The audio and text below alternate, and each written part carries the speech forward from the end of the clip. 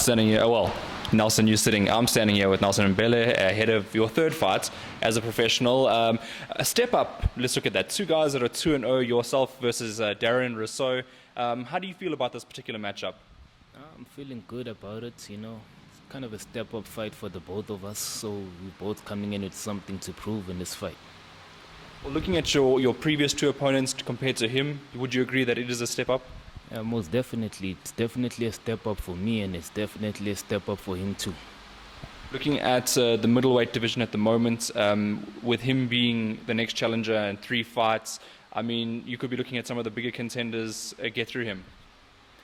Please repeat your question. You're going to be looking at some of the bigger contenders if you get through him, knowing and just testing yourself? Yeah, most definitely. You know, we're not here to cherry pick fighters.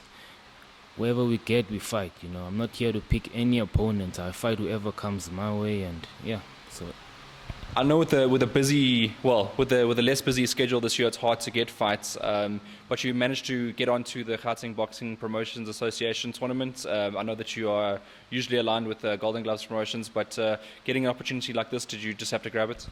no, I'm very happy with the opportunity. You know, what comes, we take it. You know, Gauteng Promotions is also a good promotion.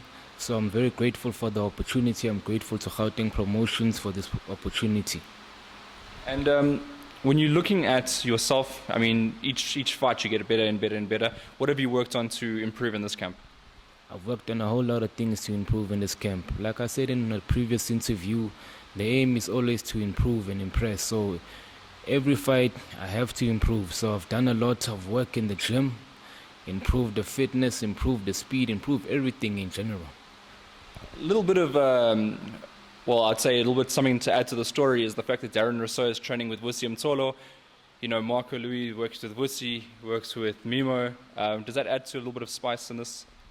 Yeah, you can say that, but it doesn't really matter. You know, at the end of the day, this is a professional sport. We do meet in the ring, so it doesn't really matter. I don't see a problem, so I'll just fight whoever comes my way, and I'll just do my best at that. What do you think about him? You must have seen something. Any footage?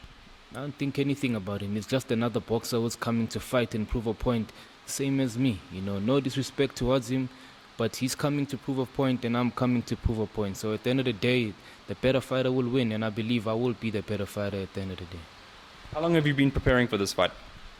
It's been quite a while. I've been preparing since my last fight. I took, I think, 2 weeks off, and then I came back to the gym and I've been working since then.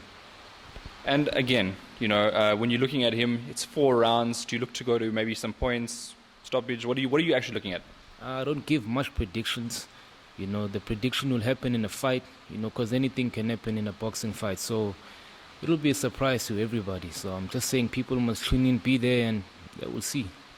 It's the first time you're going to be fighting in a different venue. I mean, as a professional, you've only fought at the Palace. Any thoughts on that? It's just another venue.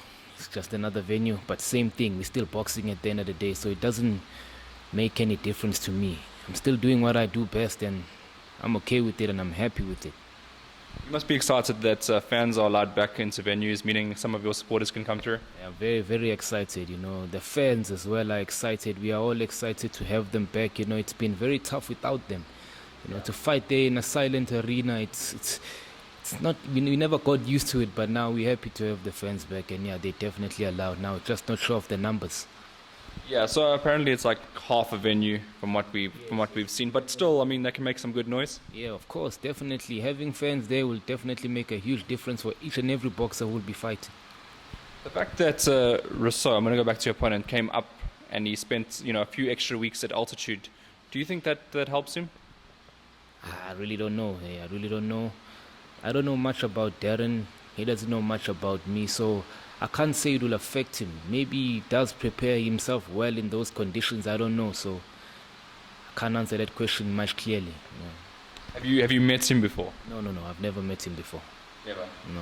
Okay, so you don't even know what sort of character he is or anything like that? No, I don't know what character he is, no. All right, and when you get to the weigh-in and it's all intense and, you know, you're staring your opponent down, do you look to any sort of tactic when you're doing that? It's boxing. It's a sport whereby people there's a lot of acting in it. They try scare down their opponents. It all depends on the character of the opponent, but none of that gets to me.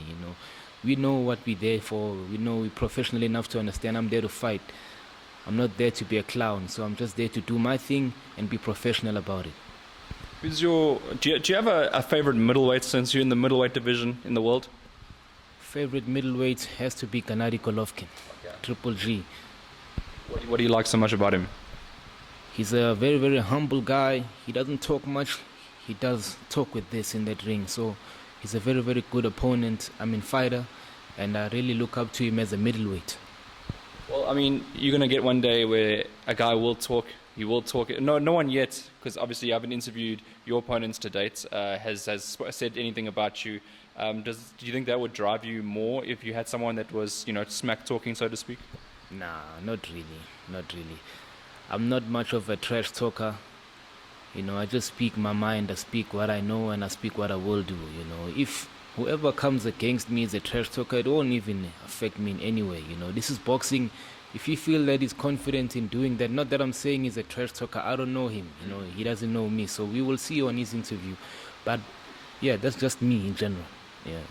All right. And the other thing is, I mentioned earlier, have you looked at sort of the other middleweights? And, because in the beginning of your career, it would be foolish for me to mention that because you just started. But as you're moving through the ranks, as you become a rated boxer, are you looking at the top contenders, maybe the guys in the top 10, top 5? Yeah, we want to fight the guys in the top 10, top 5 sometime. When the time is right, at the end of this time, it's my trainer, Mimo Spirito, who is in charge of all of that. He looks into that. He knows me, he trains me, so whenever he feels I'm ready and whenever I feel I'm ready, we can definitely take up those fights. Do you think it's crazy times that I'm mentioning this? You're only 2 fights in, and like in other times it would have been, you would have had 10 fights and you might be looking at this. No, it's not crazy at all. That also just proves that you see me as a good enough contender to be mentioning that right now. So I'm also humbled for that question that you asked me now, and yeah, it's a good question and I'm happy for it, and the time will come for me to fight those guys and I'm ready. I do believe I am ready. And the other question is, when you have 2 different tacticians in the corner, you have yours, he has his, confident that your tactician will outsmart the other opposition? Most definitely. He most definitely thinks the same thing. So I'm confident that I've got a good team in my corner to help me, and we're definitely going to do what we have to do to get the W. That's the aim at the end of the day. We both want the win. The better fighter will get the win. It's just as simple as that. The better fighter gets the win. There's no, tweaks that you could make that maybe outbox him in that sort of way that you might need someone in your corner to help you. My corner will be there, of course, to help me. Whatever they see in the corner, they will tell me in the corner. But like I did say in the previous interview, that I'm very good when it comes to adjusting to whatever situation comes at me. I'm able to analyze a fighter really quickly.